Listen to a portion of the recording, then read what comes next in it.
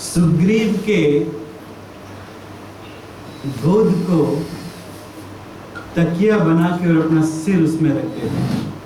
भगवान लेटे हैं, सुग्रीव बैठे हैं और सुग्रीव की गोद में भगवान श्री रामचंद्र जी का सिर रखा हुआ है। चरणों की तरफ एक तरफ हनुमान जी बैठे हैं, दूसरी तरफ विभीषण जी बैठे हैं और वे भगवान का चरण संवाहन कर रहे हैं। वहीं पास में जामवंत जी भी हाथ जोड़कर बैठे होते हैं और हनुमान जी वे वीरासन में अपना धनुष लेके विराजमान हैं श्री रामचंद्र जी की रक्षा करने के लिए। तो ये है एक अनुपम दृश्य, एक अनुपम दृश्य। स्वर्ग के देवता ऊपर से फूल बरसा रहे हैं इस दृश्य को देखकर और इनके भाग्य की सराहना कर रहे हैं कि क्या भाग्य है हनुमान जी का, विभीषण जी का, जो उनके चरण दबा रहे हैं। और साथ साथ में विभीषण जी उन्हें सलाह दे रहे हैं कि अब क्या करना है, अब हमें किस नीति से अपना अगला कदम उठाना है युद्ध के लिए। एक अनुपम दृश्य है। और सुग्रीव जी का धन्य भाग देखिए, जिनकी गोद को भगवान ने अपना आसन बना लिया है, अपनी तकिया बना ली है। तो इस तरह से सभी प्रसन्न हैं। और जैसे ही रावण को पता चला, 10 मुख वाले रावण को, कि भगवान श्री रामचंद्र जी इस तट पर आ गए हैं, तो अब वह घबरा गया और एक आसन पर बैठा था चुपचाप। तो मंदोदरी ने आके उन्हें पुनः समझाया, फिर से समझाया, लेकिन उसने मंदोदरी को मूर्ख जानकर उनकी बात नहीं मानी, उनकी बात उन्होंने स्वीकार नहीं की। हनुमान जी भगवान के पास बैठकर उनके चरण दबाते हुए तैयार हैं दूसरी आज्ञा के लिए कि आप यहाँ पर आराम कीजिए भगवान, मुझे आज्ञा दीजिए, जिस प्रकार मैं जला के आया था उसी प्रकार फिर से भस्म करके आ जाता हूँ, जितने राक्षस से पुनः भस्म करके आ जाता हूँ। वे आज्ञा के लिए तैयार हैं, वेट कर रहे हैं कि मुझे आज्ञा दो, आज्ञा दो। तो इस तरह से हनुमान जी हमेशा तैयार रहते हैं। भगवान के जितने भी सेवक हैं, उन सब सेवकों में शिरोमणि कौन है? हनुमान जी। जब कहीं भगवान श्री रामचंद्र जी के सेवक की बात आती है तो किसका नाम लिया जाता है? हनुमान जी का नाम लिया जाता है। कभी कभी अयोध्या में, क्योंकि सब लोग, सब जगह प्रचार हो गया कि सबसे बड़े सेवक हनुमान हैं, सबसे बड़े सेवक हनुमान हैं, तो लोगों को थोड़ा सा ये भाव आया हृदय में, अरे ये तो सब सेवा करते हैं, हमें सेवा करने का अवसर नहीं प्राप्त होता है। भगवान श्री रामचंद्र जी ने अयोध्या में 36,000 साल तक राज्य किया, इतने लंबे समय तक प्रजा को सुख दिया। गांधी जी भारत में, महात्मा गांधी, वो भी चाहते थे कि भारत में श्री रामचंद्र जी के जैसा राज्य हो, तो राम राज्य लाना चाहते थे महात्मा गांधी। लेकिन कलयुग का प्रभाव है, ये राम राज्य नहीं ला पाए कलयुग के प्रभाव से। लेकिन उनकी इच्छा थी कि भारत में राम राज्य स्थापित हो, जो त्रेता युग में था, जहाँ सब लोग भगवान की भक्ति करते थे, भगवान की बात मानते थे, जहाँ पे धर्म था, जहाँ पे कोई भी दुखी नहीं था। वहाँ का मानव क्या, अयोध्या का मानव क्या, वहाँ के पशु भी दुखी नहीं थे, वहाँ के पशु भी हमेशा प्रसन्न रहते थे। एक बार एक कुत्ते को किसी ने मार दिया, डंडे से मार दिया अयोध्या में। तो श्री रामचंद्र जी के पास में गया, तो श्री रामचंद्र जी के पास में जाके न्याय मांगता है। तो श्री रामचंद्र जी ने कहा, किसने मारा है, तुम्हें बुलाया जाए। तो उस व्यक्ति को बुलाया गया। व्यक्ति था शूद्र व्यक्ति, उसने डंडे से मार दिया था। कोई श्री रामचंद्र जी के राज्य में किसी पशु को नहीं मारता था, किसी पशु को नहीं सताता था, लेकिन मार दिया। तो बुलाया गया, तो उस कुत्ते से ही पूछा भगवान श्री रामचंद्र जी ने कि बताओ इसे क्या सजा दें, तुम बताओ। तो वो कुत्ता कहता है, इसको किसी मंदिर का प्रेसिडेंट बना दो। तब भगवान कहते हैं अरे ये तो उसके लिए सौभाग्य की बात हो गई, मंदिर का प्रेसिडेंट बनना मतलब कितने लोग आके प्रणाम करेंगे, सम्मान करेंगे और भगवान की सेवा करने का अवसर मिलेगा। तो कुत्ता कहता है भगवान आप नहीं जानते, पिछले जन्म में मैं भी एक मंदिर का महंत था, मैं भी पिछले जन्म में एक मंदिर का प्रेसिडेंट था, लेकिन जाने अनजाने में बहुत प्रकार के अपराध होते हैं। किसी को प्रसाद दिया, किसी को नहीं दिया, किसी को डांट दिया, किसी को सेवा का अवसर दिया, किसी को नहीं दिया। कई बार भक्तों के प्रति भी अपराध हो जाते हैं, तो मुझे कुत्ता बनना पड़ा। तो आप इसे मंदिर का महंत बना दीजिए, अगले जन्म में ही कुत्ता बन जाएगा, तब इसको पता चलेगा कि किसी कुत्ते को नहीं मारना चाहिए। ऐसा कहा उसने। इसका अर्थ यह है कि श्री रामचंद्र जी के राज्य में कोई पशु भी दुखी नहीं था, वो सेवा करने के सब तत्पर रहते थे। एक बार बात चली कि सुबह से शाम तक श्री रामचंद्र जी की सेवा कौन कौन करे, केवल हनुमान जी करते हैं अच्छा नहीं है, सेवा बांटी जाए सब में, सब लोग सेवा करेंगे। और ब्रह्म लोक से ब्रह्मा जी आए सेवा लिखने के लिए। भगवान की सेज कौन तैयार करेगा, भगवान के लिए सुबह का खाना कौन बनाएगा, ब्रेकफास्ट कौन बनाएगा, आरती कौन करेगा, इन्हें चावल कौन डुलाएगा, इनका सारथी सुबह को कौन बनेगा, शाम का सारथी कौन बनेगा, सबको सेवा प्राप्त हो। लेकिन हनुमान जी से सबको थोड़ा द्वेष था कि बहुत सेवा करते हैं, तो उनका नाम लिस्ट में नहीं था। उस राज्य में सिंहासन पे जब भगवान बैठे, हनुमान जी खड़े थे हाथ जोड़कर, सेवा पढ़ी गई और उसमें हनुमान जी का नाम नहीं था। लेकिन हनुमान जी फिर भी मुस्कुरा रहे थे और हाथ जोड़ के खड़े थे। हनुमान जी को कोई दुख नहीं होता है। श्री रामचंद्र जी ने कहा हनुमान अच्छे से लिस्ट को पढ़ो, इसमें कोई सेवा छूट तो नहीं गई है। तो हनुमान जी ने अच्छे से पढ़ा सारी सेवाओं को। पढ़ने के बाद कहते हैं नहीं, सब कुछ कवर किया है ठीक से ब्रह्मा जी ने, एक सेवा छूट गई है। लेकिन कौन सी सेवा छूट गई है? तो ये सेवा छूट गई है कि जब भगवान जम्हाई लेंगे तो चुटकी कौन बजाएगा। हम लोग जम्हाई लेते हैं, हम लोग चुटकी बजाते हैं ना, ऐसे करके चुटकी भी बजाते हैं, तो चुटकी कौन बजाएगा, ये सेवा छूट गई। तो ये सेवा कौन लेगा? तो हनुमान जी ने सबसे पहले कहा ये सेवा मैं लूंगा। तो किस समय ये सेवा की जाएगी, कब, टाइम भी लिखा था सेवा के आगे।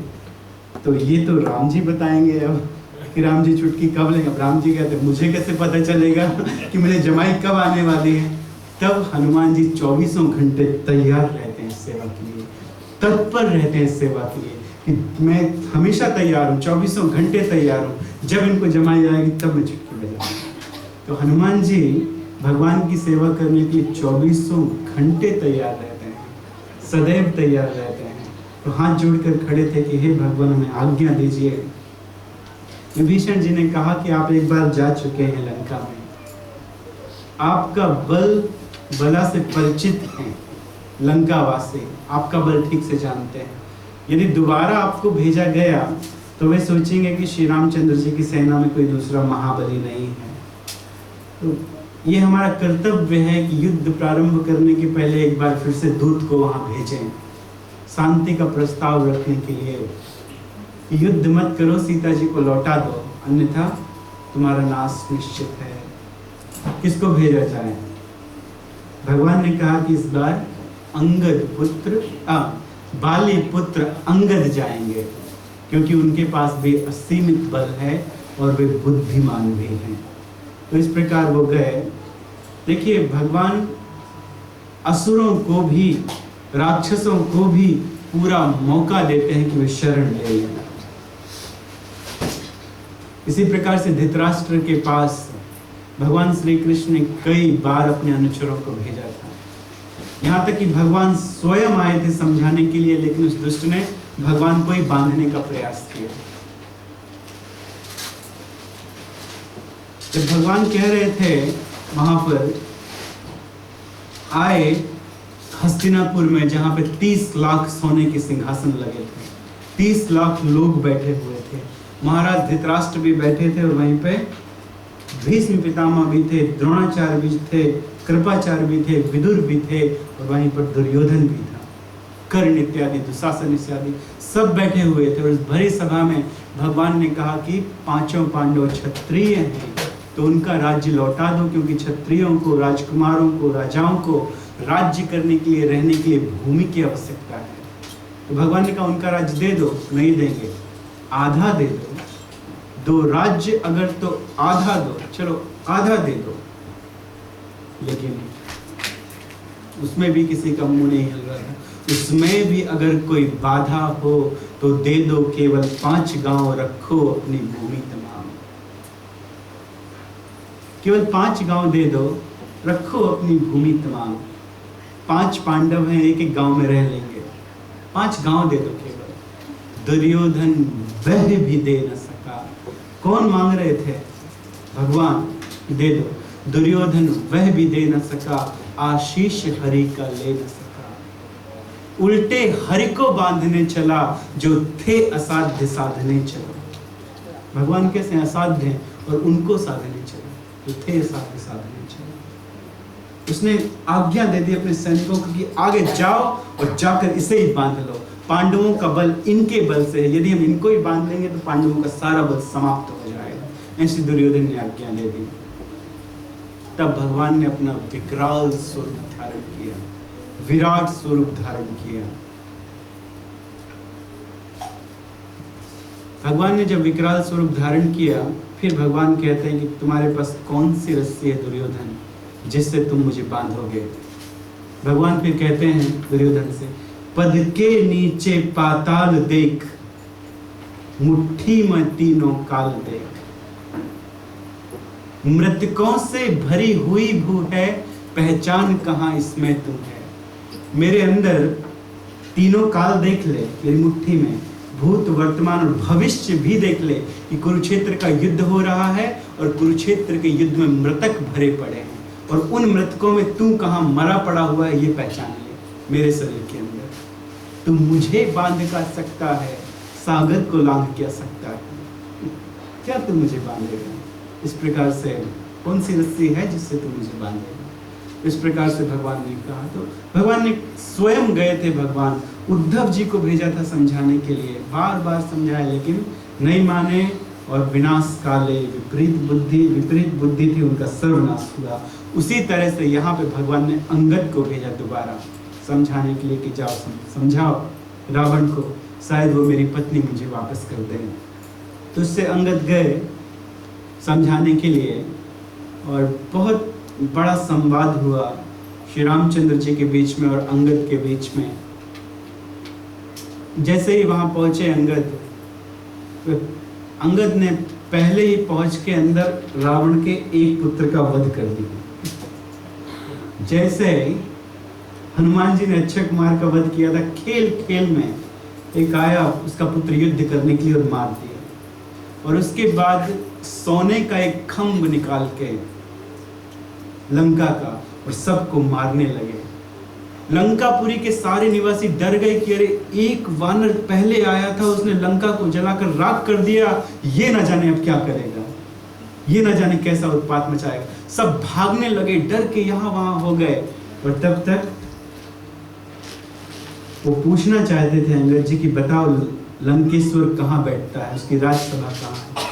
लेकिन अंगद जी का मुंह खोलने के पहले लोग बता देते थे यहाँ से जाइए, हे वानर राज यहाँ से जाइए, यहाँ से जाइए, लंकेश्वर इस तरफ है। तो लोग हाथ जोड़कर राक्षस खड़े अंदर से डर के वे गए उसकी राजसभा में। रावण तो उसको उनको देख के हंसता और बोलता है, रे वानर कौन है तू और यहाँ किस उद्देश्य से आया है? तो उन्होंने अपना परिचय बताया कि मैं बाली पुत्र अंगद हूँ, श्री रामचंद्र जी का सेवक, और तेरा परिचय तो मैंने पहले ही हनुमान जी से जान लिया है। इतना तो तुझ में कोई नीति है और ना ही धर्मशास्त्र का कोई ज्ञान है। दूसरों की स्त्री को धोखे से हर लेने वाला तुम दानव है। तो इस तरह से कहने लगे। तो कई प्रकार की बड़ी बड़ी बातें हुई, और अपनी बातों के माध्यम से रावण बार बार श्री रामचंद्र जी को मनुष्य और छोटा कहना चाहता है। तो अंगद कहते हैं, अरे कामदेव का बाण चलता है तो क्या कामदेव जी धनुषधारी हुए? संसार में प्रत्येक मनुष्य के ऊपर कामदेव जी अपना बाण चलाते हैं, तो क्या वो धनुषधारी हो गए? गंगा सबको पावन करने वाली है, लेकिन क्या गंगा केवल एक नदी है? ऐसा पूछते हैं रावण से अंगद। किसी के भी पाप गंगा में स्नान करने से नष्ट हो जाते हैं, शुद्ध हो जाता है वह व्यक्ति। तो क्या गंगा क्या नदी है कि रिवर मात्र है? कामधेनु सब कुछ प्रदान कर सकती है, तो क्या कामधेनु कोई पशु है? कल्प वृक्ष वो सब कुछ दे देते हैं। कल्प वृक्ष के नीचे जाके कुछ भी मांगा जाए तो प्राप्त हो जाता है। तो क्या कल्प वृक्ष कोई वृक्ष है? अन्न क्या केवल दान है? सबका पेट भरने वाला अन्न यदि ना हो तो क्या होगा? तो अन्न क्या केवल दान है? गरुण जी क्या पक्षी हैं जो भगवान को अपने पीठ पर चढ़ा के सब जगह ले जाते हैं, भगवान के वाहन? क्या केवल पक्षी? शेष जी क्या सर्प हैं जो ब्रह्मांड को धारण करते हैं अपने ऊपर? क्या वो सर्प हैं? रे रावण, चिंतामणि क्या पत्थर होता है? इस प्रकार से उन्होंने पूछा। वैकुंठ क्या केवल एक लोक मात्र है? रघुनाथ जी की अखंड भक्ति का एक लाभ मात्र है? नहीं, एक लाभ नहीं है रघुनाथ जी की भक्ति। रघुनाथ जी की भक्ति ही जीवन का परम ध्येय है। उसके अतिरिक्त जीवन सूना है, कुछ नहीं है, जीवन में कुछ नहीं है। इस संसार का सुख यहीं पे धरा रह जाएगा। इस संसार का सुख वास्तव में स्वर्ग के लोगों के लिए स्टूल के समान है, मूत्र के समान है, मल के समान है।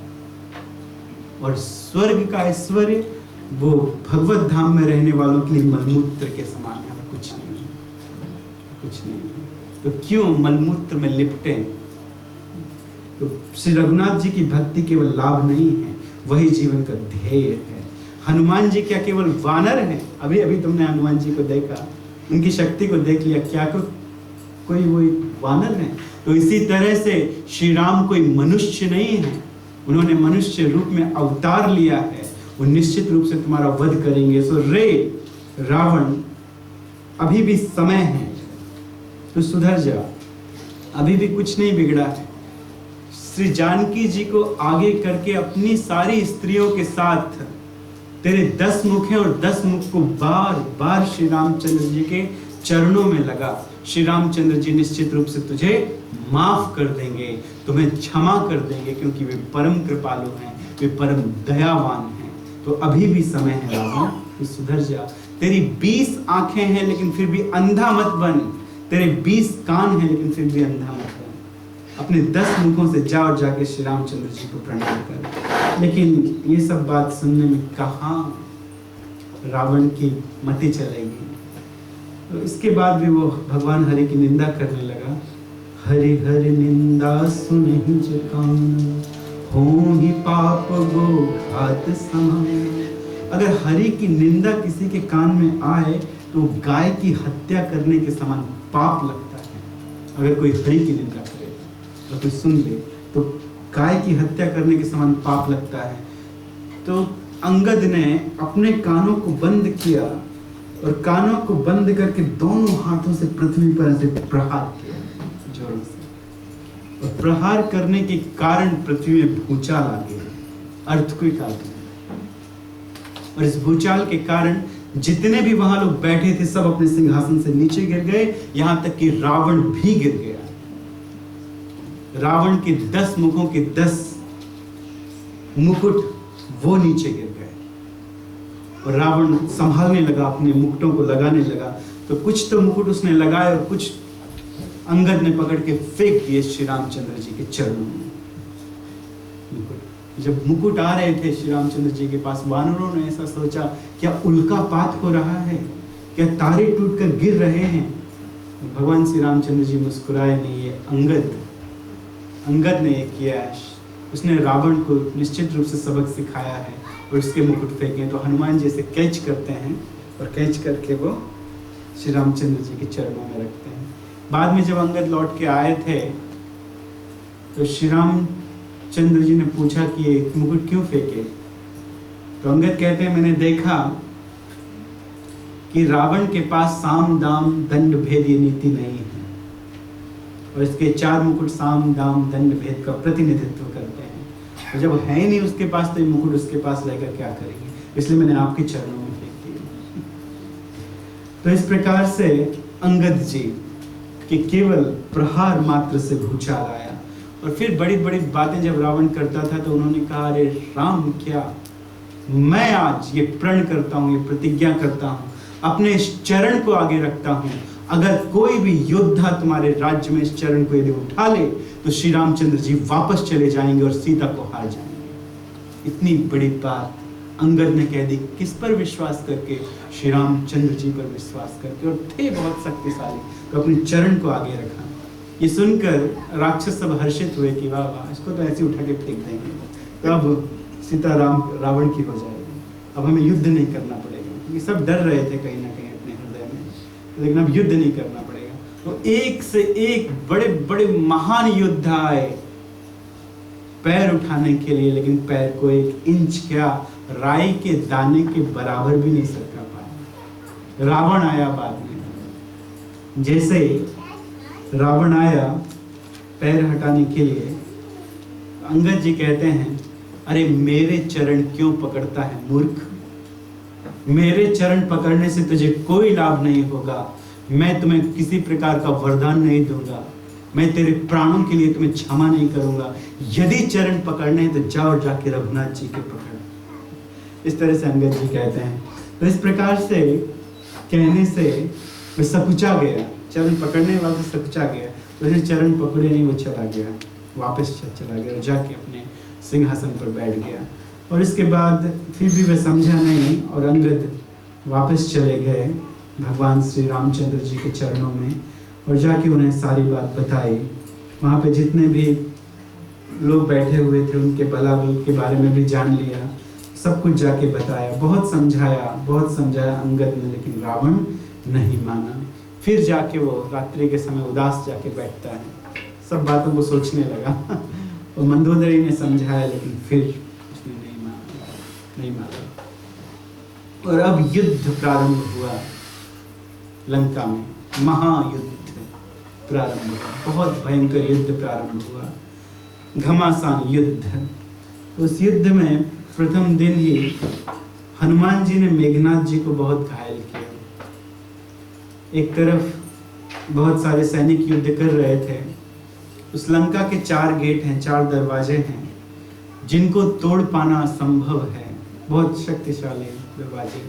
वानर अनेक प्रकार से उन दरवाजों को तोड़ने का प्रयास करते हैं, लेकिन क्योंकि वानर हैं तो कूद कर चढ़ जाते हैं दीवार में और अंदर चले जाते हैं, और जाके मारना शुरू करते हैं राक्षसों को। और राक्षस भांति भांति से भागते हैं, इस तरफ भागते हैं, उस तरफ भागते हैं। रावण को जब समझाते हैं, बड़े बड़े लोग समझाते हैं, माल्यवंत जी समझाते हैं, विभीषण जब पहले समझाए थे, मंदोदरी समझाती है, तो रावण कहता है कि अरे हमारे लंका के रसोइयों को थोड़े दिन के लिए छुट्टी मिलेगी, आने दो वानरों को। राक्षसों को वानरों का कलेजा बड़ा प्रिय होता है, उनका ताजा मांस खाएंगे, थोड़े दिन के लिए रसोइयों को छुट्टी देंगे, चिंता मत करो, विजय हमारी होगी। लेकिन यहाँ ये बहुत बलशाली वानर हैं, जब वे राक्षस माया से लाकर बड़े बड़े पहाड़ उनके ऊपर फेंकते हैं, तो ये वानर उन्हें कैच करके वापस उनके ऊपर फेंकते हैं, और हजारों हजारों राक्षस इस प्रकार से मरते हैं, समाप्त होते हैं। लक्ष्मण जी से पता नहीं क्या सीख लिया इन वानरों ने, जाके सारे राक्षसों की नाक और कान काटते हैं। सारे वानर जो मिलता है तो जाके नाक कान उसे काट लेते हैं। सुग्रीव ने कुंभकर्ण की नाक कान काट ली थी, ऊपर बैठे बैठे उसने यहाँ दबा लिया था सुग्रीव को कि तेरे भाई ने मेरे भाई को दबाया था, मैं तुझे दबा लेता हूँ। किसी तरह से वो फिसल गए, निकल गए और ऊपर चढ़ के नाक और कान को काट लिए। ये लक्ष्मण जी से बहुत शिक्षा ली है, नाक और कान काटने की इन सब ने। दूसरे द्वार पर मेघनाथ था, मेघनाथ से जाके भांति भांति से लड़ते हैं। मेघनाथ की शक्ति बहुत अधिक है, वे वानरों को सताता है। इस पर हनुमान जी उसका रथ तोड़ देते हैं। और उसे प्रहार करके, अपने घूंसों से प्रहार करके उसे पृथ्वी पर पटक देते हैं। तो इस प्रकार महाभयंकर युद्ध हुआ और मेघनाथ चला गया, फिर से वापस आया जब उसकी मूर्छा खुली और श्री रामचंद्र जी के ऊपर अनेक प्रकार से अपनी माया का संवरण करने लगा। ये राक्षसों के पास बहुत माया होती है, तो इन माया से कभी कभी वो आकाश में कुछ राक्षसियां उत्पन्न करते हैं, या रक्त बरसाते हैं, या प्रेत और पिशाच इत्यादि वहां पर आतंक मचाते हैं। तो इस प्रकार से श्री रामचंद्र जी ने अपने बाणों से, एक ही बाण से मेघनाथ की जो माया है उसका संवरण कर लिया और ये युद्ध कई दिनों तक चलता रहा। और एक दिन युद्ध में मेघनाथ ने लक्ष्मण के ऊपर शक्ति से प्रहार किया। तो कई प्रकार की शक्तियां हैं जो देवताओं ने उसे प्रदान की हैं। तो शक्ति का प्रहार किया, जिस शक्ति के लग जाने से लक्ष्मण मूर्छित हो गए। आपने इस बात को सुना होगा और सीरियल में आप लोगों ने देखा भी होगा। एक बार लक्ष्मण जी को शक्ति लग गई थी और शक्ति लगने के बाद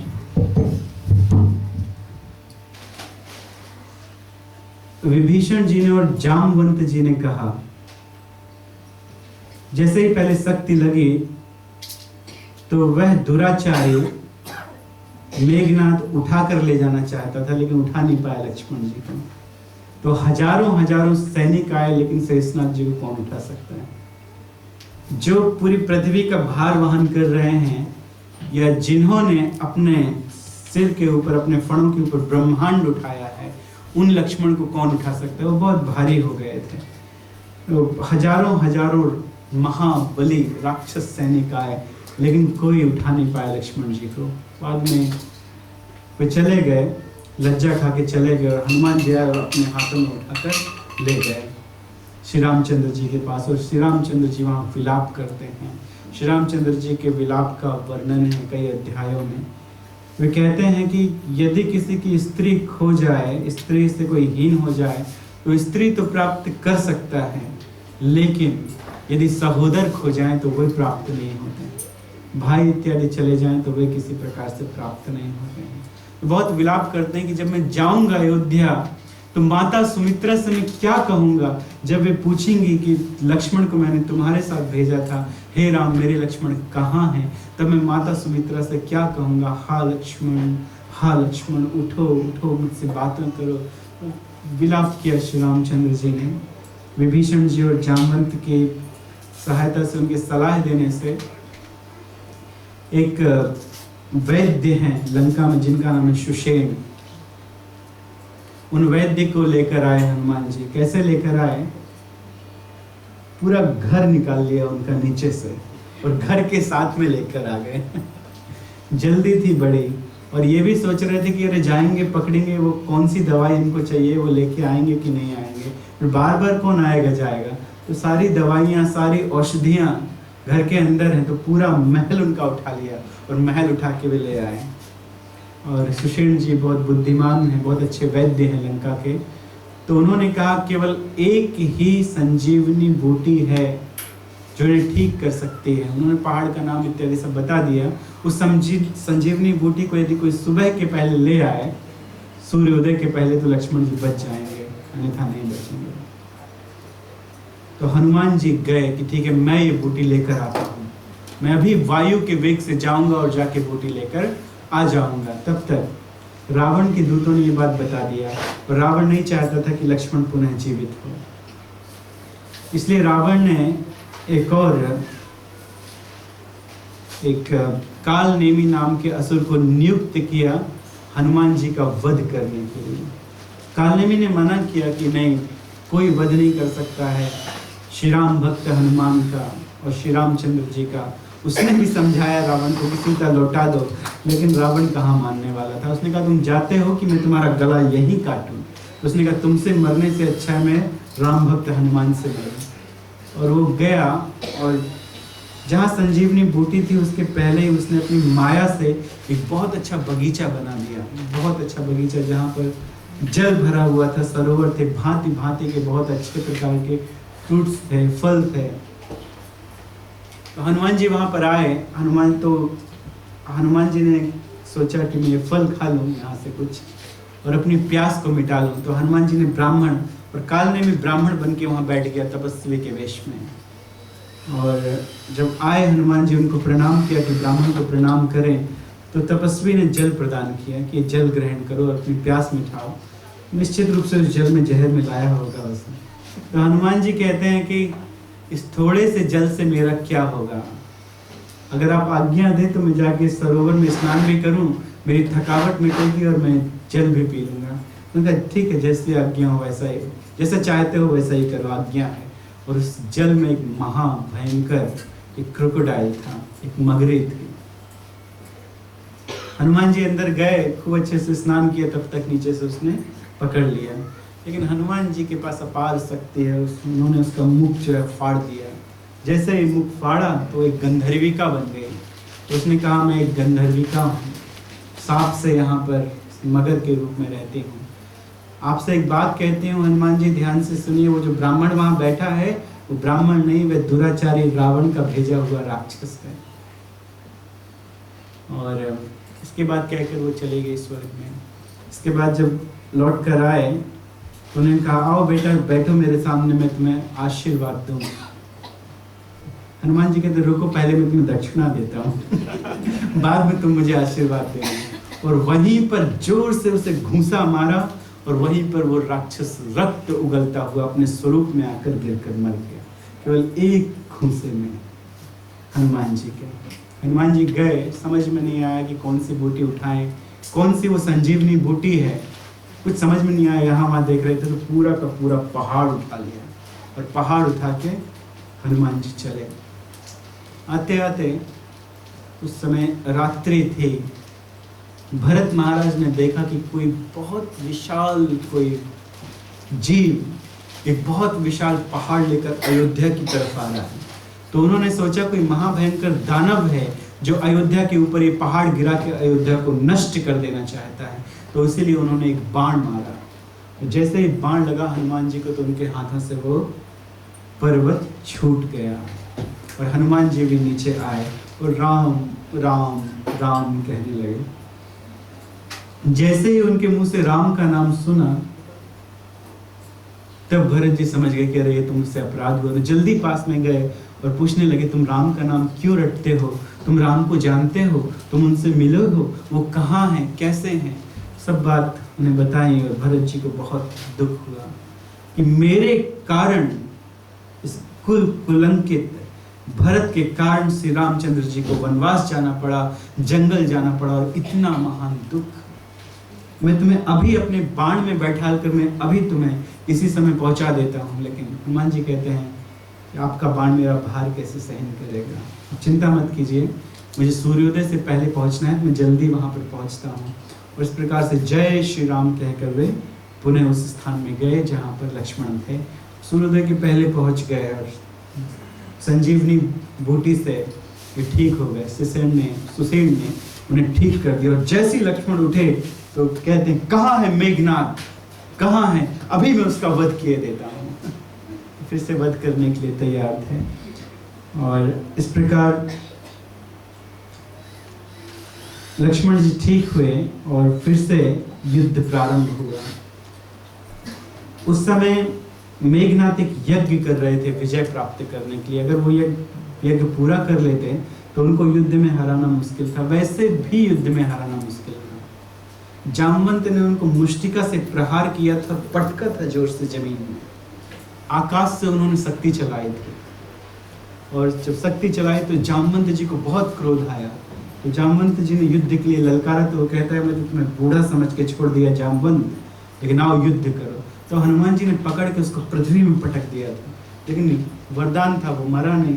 तो घुमा के उसको फेंका तो जाके वो लंका में जाके गिरा और मूर्छित हो गया था और एक यज्ञ कर रहा था विजय प्राप्ति के लिए। तब भगवान ने कहा, विभीषण जी ने कहा कि उस कंदरा में वह यज्ञ कर रहा है, जाओ और जाकर उसका यज्ञ विध्वंस करो। यदि उसने यज्ञ कर लिया तो वह विश्व विजयी हो जाएगा। तो इस प्रकार से वहाँ पे लक्ष्मण जी भी गए और अनेकानेक ब्राह्मण गए और जाके उसके यज्ञ को विध्वंस कर दिया। इसके बाद लक्ष्मण जी ने अपने दिव्य बाणों से उनका वध किया। जब वध किया तो जाकर वह अपने पिता के सामने गिरा। तो इस प्रकार से इंद्रजीत का भी वध हुआ। और इसके पहले कुंभकर्ण का वध हो गया था। जब वे यज्ञ कर रहे थे तो कुंभकर्ण को भेजा, उठाया था रावण ने कुंभकर्ण को सोते से। तो कैसे उठाया गया था? उसको तो वरदान था कि 6 महीने सोएगा, 1 दिन जगेगा, और 1 दिन तो पूरा खाने में निकल जाता था, इतना खाता था। तो कई प्रकार से उसे जगाने का प्रयास किया गया, भालों से चुभाया गया, तलवार लगाई गई, कई प्रकार से बहुत लोग पत्थर पटकते थे उसके ऊपर, लेकिन पहाड़ पटकते थे फिर भी वो नहीं जगा। तब बहुत सुगंधित भोजन बना के उसके चारों तरफ रखा गया, फिर सुगंधित भोजन की खुशबू से वो उठ गया और उठने के बाद पूछता है मुझे असमय में क्यों जगाया गया? तो रावण ने सारी कथा सुनाई तो कहता, अरे दुष्ट, तूने भगवान श्री रामचंद्र जी की पत्नी का अपहरण क्यों किया? क्यों तूने अपने विनाश को आमंत्रित किया? अभी भी क्षमा है, जाओ जाके माफी मांग, उनकी पत्नी को लौटा दे, यह धर्म है। तो कुंभकर्ण भी जानता था कि यह धर्म है, लेकिन रावण नहीं समझ पाया। लेकिन रावण के बार बार कहने पर उसने सोचा कि अब मेरी मृत्यु आ गई है, लगता है कुंभकर्ण ने। ठीक है, मैं जाके श्री रामचंद्र जी के हाथ से वीर गति को प्राप्त होऊंगा। और वहाँ पे बहुत करोड़ों करोड़ों भैंसे रखे गए खाने के लिए। उसने करोड़ों भैंसे खाए, बहुत मधुरा पी के मदमत्त होके वो गया युद्ध करने के लिए और जाके वानरों को दबाने लगा, अपने पैरों के नीचे कुचलने लगा। और उसकी शक्ति बहुत थी, कोई उसको हरा नहीं पाता था।